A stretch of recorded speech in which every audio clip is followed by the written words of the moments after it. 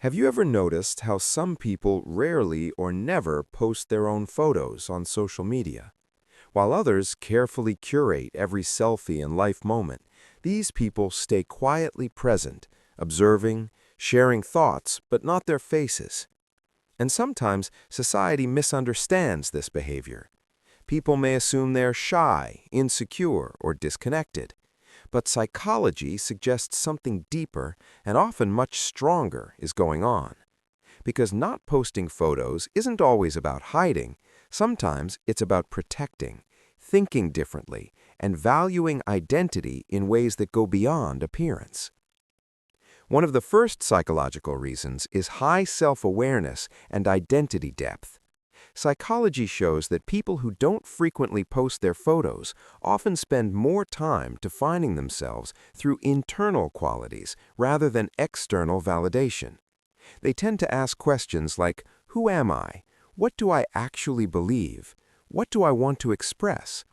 Instead of building identity through public approval, they build it through personal values, skills, and experiences.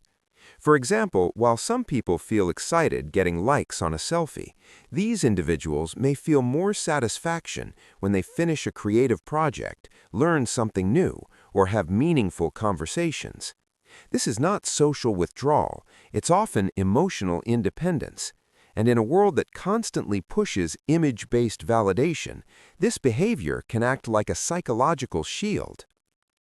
The second insight is privacy protection and emotional boundaries. Research indicates that people who share less personal visual content often have stronger boundary awareness. They are selective about who gets access to their personal life. In real life, this might look like someone who happily chats with friends, but prefers keeping family moments, daily routines, or emotional experiences private. For example, they might post thoughts, quotes, or ideas, but not their physical appearance. This doesn't mean they are distant. Instead, it often means they value emotional safety and control over their personal narrative. In a digital world where oversharing can sometimes lead to comparison stress or unwanted attention, this behavior can act like a psychological shield. The third reason is perfectionism and self-presentation pressure. Psychology suggests that people who don't post photos sometimes have higher standards for how they want to present themselves. They may think deeply before posting, worrying about lighting, angles, appearance, or how others will interpret their image. So instead of posting frequently, they post rarely, but with intention. Imagine someone who spends 20 minutes writing a thoughtful message but deletes it because it doesn't feel right. This is not insecurity alone. It can also reflect conscientiousness and attention to detail. The positive side of this trait is that when they do share something, it often feels meaningful and authentic rather than impulsive. The fourth insight is focus on real-world experiences over digital identity. Studies on digital behavior suggest that some people who post fewer photos tend to invest more energy in real-life experiences. They may prefer enjoying the moment instead of documenting it. For example, at a concert, while others are recording every second, they might just be listening, feeling the music, and remembering the experience internally. This is often linked to stronger present moment awareness. In psychology, this is sometimes associated with higher mindfulness tendencies. Instead of thinking about how a moment will look online, they focus on how it feels inside.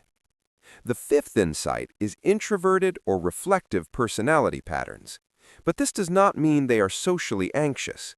Introversion in psychology simply means they recharge through internal thinking rather than constant social exposure. These individuals may enjoy social media, but more as observers, thinkers, or commentators rather than performers. They might like reading posts, understanding trends, or supporting others through comments, instead of being the center of visual attention. This is a different social style, not a social weakness.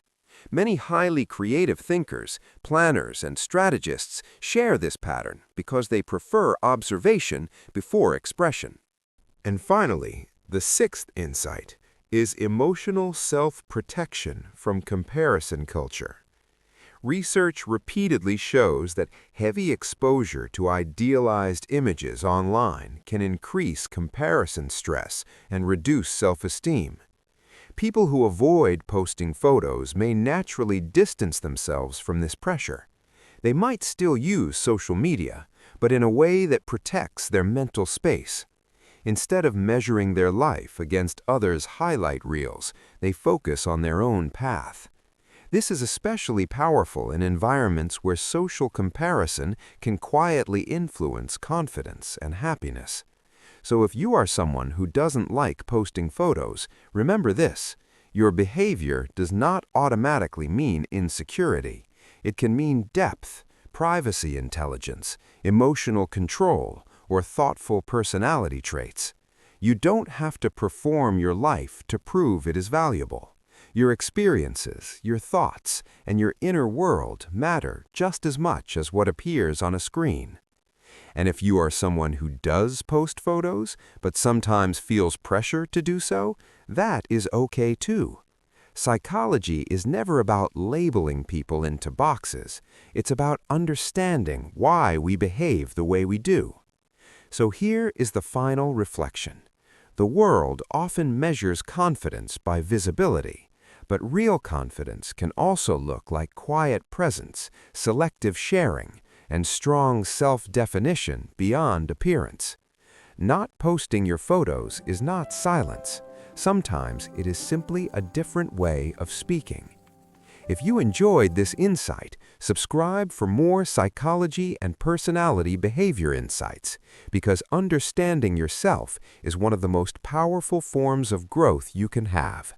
And remember, who you are is not defined by how often you are seen, but by how deeply you live.